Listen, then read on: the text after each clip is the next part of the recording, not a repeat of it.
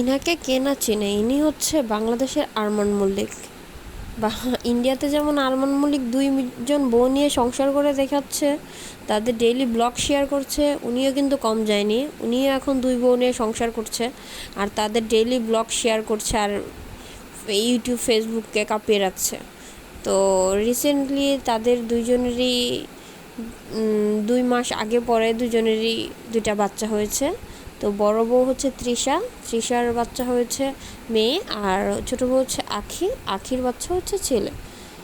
তো তাদের দিনকাল তো ভালোই যাচ্ছিল, তো ফেসবুকে সবাই এটা নিয়ে রীতিমতো ভাইরাল ছিল তারা, যে দুই বউ নিয়ে একটা মানুষ কীভাবে সংসার করতে পারে, তারা এত হ্যাপি কীভাবে।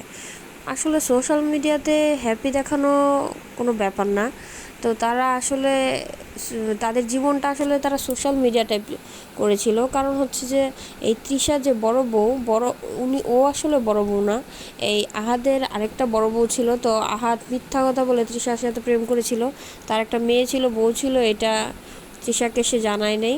তো না জানিয়ে তৃষার সাথে প্রেম করছিল। তারপর তৃষা আহাদকে বিয়ে করার পরে জানতে পারছিল এইসব ঘটনা। তারপর তৃষা চেয়েছিল যে সব কিছু মিলেমিশে সংসার করতে, কিন্তু তার বড় বউ আসলে মানিয়ে গুছিয়ে নিতে পারে নাই।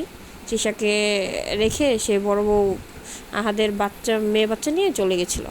তো তৃষা ওর সাথে রীতিমতো রাগ করেই যে আহাদকে সে আরেকটা বিয়ে করিয়ে দেখাতে চেয়েছিল যে দুই বউ একসাথে সংসার করতে পারে। কিন্তু তৃষার এই ধারণাটা টোটালি ভুল ছিল। মানুষের হাজব্যান্ডকে কখনো ভাগাভাগি করে নেওয়া যায় না। সে জাস্ট তার একটা জেদের বসে সে